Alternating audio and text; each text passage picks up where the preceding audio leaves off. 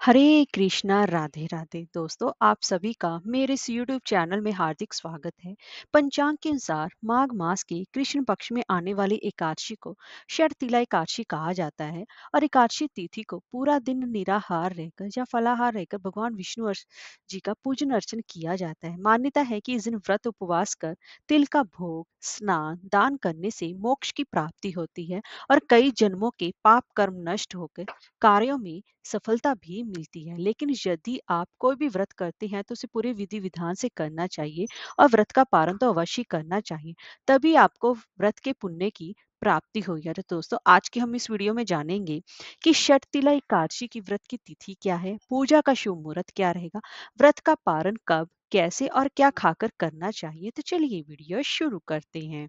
दोस्तों, सबसे पहले तो हम जान लेते हैं कि एकादशी तिथि प्रारंभ कब से हो रही है। तो दोस्तों, एकादशी तिथि जो कि 5 फरवरी की शाम को 5:24 से प्रारंभ हो रही है और तिथि का समापन 6 फरवरी की शाम को 4:07 पर होगा। तो ऐसे में उदय तिथि के हिसाब से 6 फरवरी दिन मंगलवार को षटतिला एकादशी व्रत रखा जाएगा। अब जान लेते हैं पूजा का मुहूर्त क्या रहेगा। पूजा का मुहूर्त रहेगा सुबह 9:51 से लेकर दोपहर के 1:57 तक रहेगा।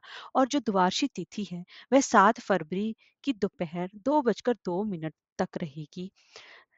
और उसके बाद आप जान लेते हैं कि शटतिला एकादशी व्रत खोलने का सही समय क्या रहेगा। क्योंकि एकादशी के व्रत में पारण का सबसे ज्यादा खास महत्व माना जाता है और पारण के बाद ही व्रत पूर्ण माना जाता है। पारण का मतलब होता है कि व्रत खोलना।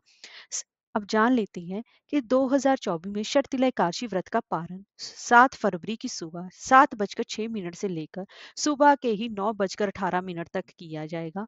यह व्रत खोलने का समय अति उत्तम है और इस समय आप विधि विधान से भगवान विष्णु और माँ लक्ष्मी का पूजन अर्चन करके व्रत का पारण यानी कि व्रत खोल सकती हैं। अब प्रश्न उठता है कि एकादशी व्रत का पारण कैसे और क्या खाकर करना शुभ होता है। तो देखिए, एकादशी का व्रत का जो पारण है हमेशा ही द्वादशी तिथि को सूर्य उदय के बाद किया जाता है। इस दिन पारण का शुभ मुहूर्त देखकर ही व्रत का पारण करना चाहिए। मैं आपको पारण का समय बता चुकी हूँ, उसी समय आपको व्रत खोलना चाहिए। व्रत के पारण वाले दिन सुबह आपको प्रातःकाल जल्दी उठकर सभी कामों से निवृत्त हो जाना चाहिए और गंगा जल मिले जल से स्नान करना चाहिए। और इसके साथ ही आपको उसमें थोड़े से तिलों को पीस कर भी डाल लेना चाहिए, क्योंकि तिल स्नान अति उत्तम माना गया है। एकादशी के दिन भी आप तिल स्नान करें और द्वादशी वाले दिन व्रत खोलने से पहले तिल स्नान करेंगे तो अति उत्तम रहेगा। अब आप तांबे के लोटे में जल लेकर सूर्य नारायण को जल अवश्य दें। ओम सूर्याय नमः मंत्र का जाप करते हुए आपको अर्घ देना चाहिए। इसके बाद पुनः आपको भगवान विष्णु जी की विधिवत पूजा अर्चना करके उन्हें खास कर तिल या तिल से बनी मिठाई का भोग लगाना चाहिए। और उसके बाद पूजा के बाद अपनी समर्था के अनुसार आपको जल, फल, वस्त्र, अनाज और गर्म कंबल, क्योंकि अभी ठंड का मौसम चल रहा है, माह के महीने में गर्म चीजें दान करने का सबसे ज्यादा महत्व माना गया है।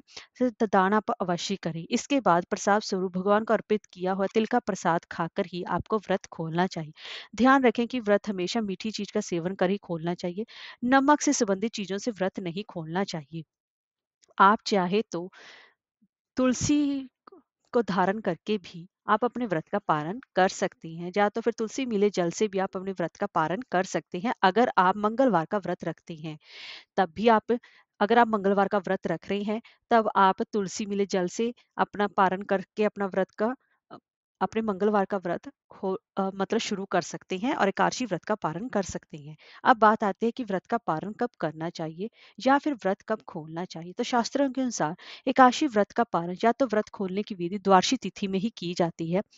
हालांकि एकादशी व्रत का दान आप द्वादशी तिथि को करेंगे तो ज्यादा उत्तम रहेगा।